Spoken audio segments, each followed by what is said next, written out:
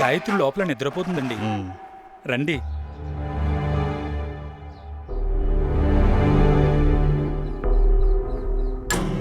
దేని గురించి దిగులు పడకమ్మా, అన్నీ చెక్కపడతాయిలే, బాధపడకు. చెయ్యి తీరా కుక్క, చెప్పు దెబ్బలు తింటావు.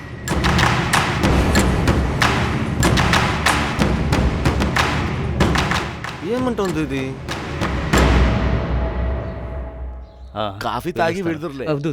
కాఫీ తాగే వెళ్ళాలి. నువ్వు వెళ్ళి కాఫీ ఇప్పుడే తీసుకురామ్మా. మీరాగండి, నేను పెట్టి తీసుకొస్తా. సరే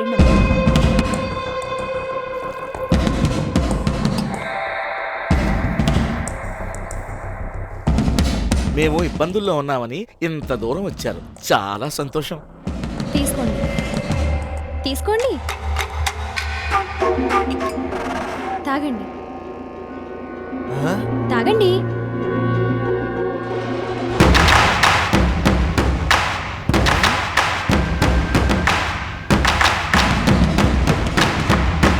సరే వెళ్ళొస్తానండి. మిమ్మల్ని ఎప్పటికీ మర్చిపోను. అన్నం పెట్టిన వారిని ఎప్పటికీ మర్చిపోకూడదంటారు. నేను మర్చిపోను. ఈ ఇంట్లో ఎన్నోసార్లు భోంచేశానుగా, అందుకే అన్నాను. వెళ్ళొస్తామండి. వెళ్ళండి.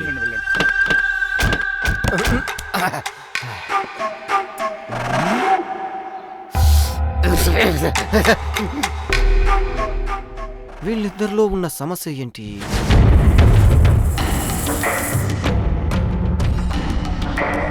అంతా తెలిసిపోయింది అనుకుంటానయ్యా. ఏమి ఎరగనట్టుగా ఉండి మీతోనే సవాలు సురుతుందయ్యా. ఆ మహేష్ గాడేనండి వీటన్నిటి కారణం. రాము, మన ఇన్స్పెక్టర్ గారు చెప్పి వాడిని 15 రోజులు రిమాండ్లో ఉంచమని చెప్పు. అలాగేనండి. ఇక్కడే ఉన్నావా? అగ్రహారంలో ఉన్న అబ్బాయిని చంపడానికి ప్రయత్నిస్తావా? నీ మీద కేసు పెట్టారా? నన్ను కాపాడుకోవడానికి. బాబు మహేష్, అయ్యో నా బిడ్డని పోలీసులు తీసుకెళ్తున్నారే, వాడు ఏం తప్పు చేస్తాడు? అయ్యా మహేష్ పోలీసులు తీసుకెళ్తుంటే అట్లా మెదలకుండా కూర్చున్నావేంటి బాబాయ్? వెళ్ళి చావనియా? నువ్వు అసలు కన్న తండ్రివేనా? ఒక చుట్ట మీద ఉన్న ప్రేమ కన్న కొడుకు మీద లేకుండా పోయింది నీకు. వాడు వయసులో ఉన్నప్పుడు నువ్వు కూడా కళ్ళు తాగావు, చుట్ట తాగావు, బీడి తాగావు. అది చూసి మా నాన్న నిన్ను ఎరగొట్టనా నా కళ్ళారా చూశాను. పెద్ద బుద్ధిమంతుడేనా? పోలీసులు వచ్చి అడగగానే వాడితో పంపించేస్తున్నాడు. అలా మాట్లాడకరా. ఇక మీదట నా తమ్ముళ్ళని ఇంట్లో ఒక్క క్షణం కూడా నేను ఉండను, తెలుసుకో. ఆగు. ఏంటి? ఆడు జీతం డబ్బులు మొహాన్ డబ్బు నాకు వద్దు. ఇన్ని సంవత్సరాలుగా ఇక్కడ కూర్చొని తిన్నానుగా, దాని కింద ఇవి ఉంచేసుకో. అవి చాలకపోతే నాకు ఉత్తరం రాయండి, నేను మనీ ఆర్డర్ పంపిస్తాను. మనీ ఆర్డర్ లో ఆదరిద్దరి పని కూడా నేనే చేయాలి మీకు. అన్నా సైకిల్ అదులువా. ఏంటయ్యా అందరూ కలిసి ఏదో నిర్ణయం తీసుకున్నట్టున్నారు, ఏంటో చెప్పండి. కూర్చోండి. మా అబ్బాయికి ఇంకో పెళ్లి చేయాలని నేను నిర్ణయించుకున్నాను. ఏమంటున్నావయ్యా? ఈ పరిస్థితిలో రెండో పెళ్ళా? అవును, అది కూడా త్వరగా చేయాలి. గాయత్రి చెల్లెలు మాత్రం ఎన్నాళ్ళని బిడ్డను చూసుకుంటుంది. శంకర్ ఉద్యోగానికి వెళ్తూ బిడ్డను ఎలా చూసుకోగలడు? పెళ్ళైన కొన్నాళ్లలోనే భార్యను కోల్పోతే వాడు ఏం చేయగలడు చెప్పండి? కోడలు ఇప్పుడో అప్పుడో అన్న పరిస్థితిలో ఉన్నప్పుడు కొడుక్కి రెండో పెళ్లి చేయడం న్యాయం కాదురా. అలా ఉంది కాబట్టే కదా త్వరగా చేయాలని చెప్తున్నావు. అర్థం చేసుకోరేమిటి? రేపు తను పోయిందనుకోండి, ఈ ఇంట్లో 1 సంవత్సరం దాకా ఎలాంటి శుభకార్యం చేయకూడదు కదా.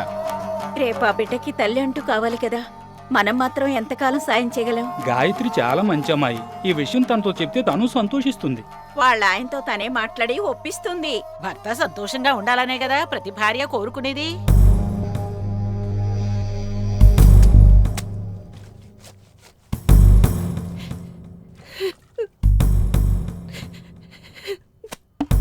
అక్క, ఎందుకు ఏడుస్తున్నావు?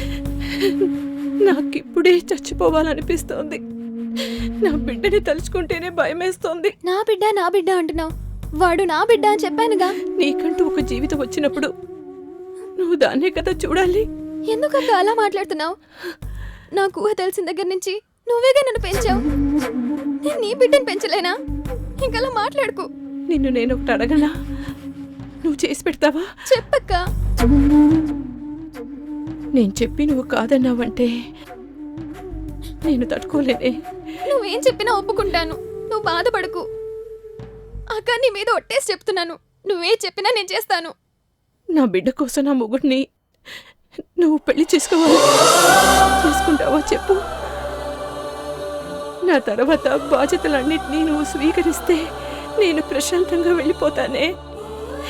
నా బిడ్డ పుట్టినప్పటి నుంచి నేను తల్లిపాలు ఇవ్వలేదు, జోలపాట పాడలేదు. వాడికన్నీ నువ్వేగా చూస్తున్నావు. నువ్వు నీ బిడ్డవనుకున్నా నీ కాబోయే మొగుడు వాళ్ళ ఇంటి వాళ్ళు అలాగే అనుకోరుగా.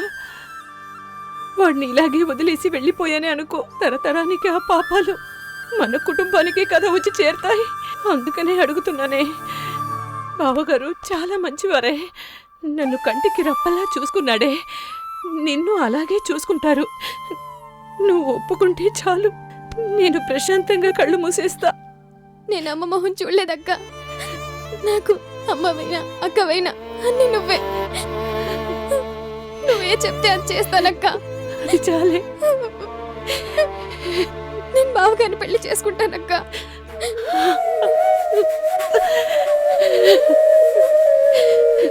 నువ్వు ఏడవకు.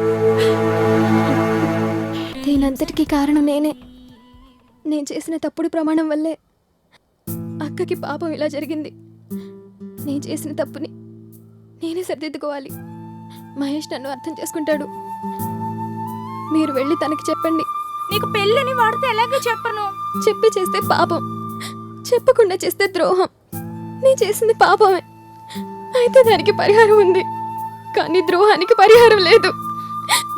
ఏడవకు బాను. అన్నయ్య, అన్నయ్య, ఆగండి. ఏంటమ్మా ఏంటి? 2 రోజులుగా మిమ్మల్ని వెతుకుతున్నాం, మీరు ఇటువైపు రానేలేదు కదా.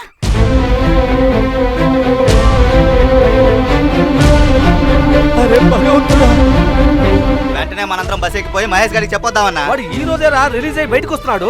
ఈ రోజు రాత్రి బస్కో లేక ఉదయాన్నే ఫస్ట్ బస్కో వచ్చేస్తున్నాడు. వాడు ఏ బస్సులో వస్తున్నాడో కనిపెట్టమే మన పని. అలాగే రండ్రా.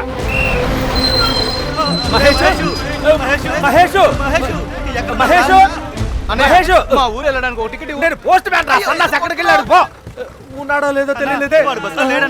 ధ్రువందే రాజా వరుణో ధ్రువం తేజో బృహస్పతిః ధ్రువం దయంద్రత్రాగ్నిశ్చ రాశ్చందారయత. తీసుకోండి, వెళ్ళి కట్టుకురామ్మా. దేవాః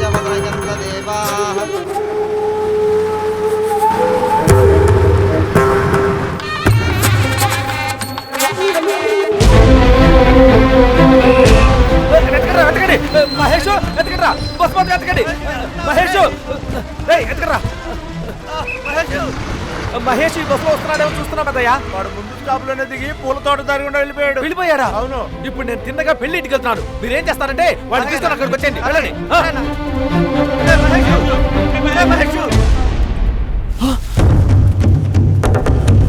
ధ్రువందే రాజా వరుణో బాబు, ఎక్కడికి రా పరిగెడుతున్నావు? ధ్రువం దయంద్రత్రాగ్నిశ్చ రాశ్చందారయత.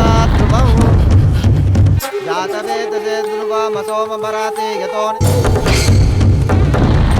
జనపరిషదసి దుర్గాని సత్వానామే వసుందురితాదేః. ఓం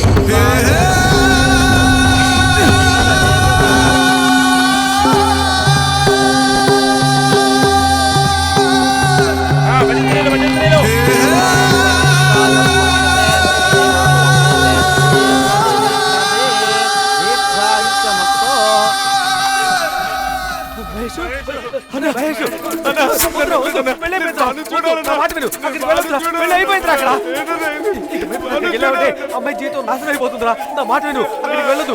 వెళ్దాం, పద పదరా. ఏడవద్దురా, నేను చెప్పేది విను. దైవమా దైవమా దీనిపై నీకు కోపమా? దైవమా దైవమా నా జన్మనే మహాపాపమా? పెళ్లి సంగతి విన్నా వెంటనే ప్రాణం పోయింది. నిన్ను చూడాలని పరిగెత్తగా బోడేదయ్యానే. ఆవేశంలో ఏవేవో నిన్నడగాలనుకున్నా, మా బాబాయ్ మాటిని ఎందుకో మూగానయ్యాను. నా ప్రేమ రథం మధ్యలోనే విరిగిపోయింది. నా గుండె బాధతో రక్త కన్నీటి చెరువయింది. ఆవేదనకు ఓదార్పుగా నేను చూడాలనుంది. నీ మధురమైన మాటలను వీణాలనుంది.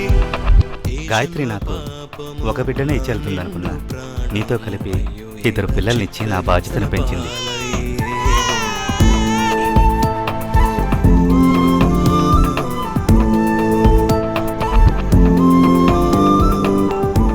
భానుమతి,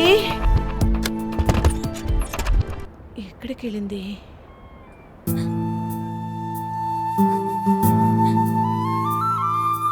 నిన్ను బాధ పెట్టడం కోసం నేను ఇక్కడికి రాలేదు. ఏ కారణం వల్ల ఇంత తొందరపడి నువ్వు ఈ పెళ్లి కొప్పుకున్నావు భాను? చిన్నప్పటి నుంచి అసలు అమ్మ ఎలా ఉంటుందో నాకు తెలీదు. నాకన్నీ అక్కే, అందుకే ఒప్పుకున్నాను. ఆ రోజు నా కోసం ఎన్నో త్యాగాలు చేశావు. ఈ రోజు నా కోసం నన్నే మర్చిపో. మీ అక్క చాలా మంచివారు, కానీ ఆవిడికి దేవుడు ఇలాంటి పరిస్థితి తీసుకొచ్చాడంటే నువ్వు నాకు దక్కకపోవడము తలరాతే భాను.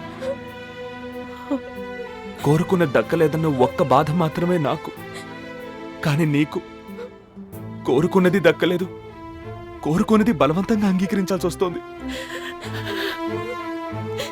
నన్ను కష్టపెట్టాను అన్న బాధతో నువ్వు జీవించకూడదు.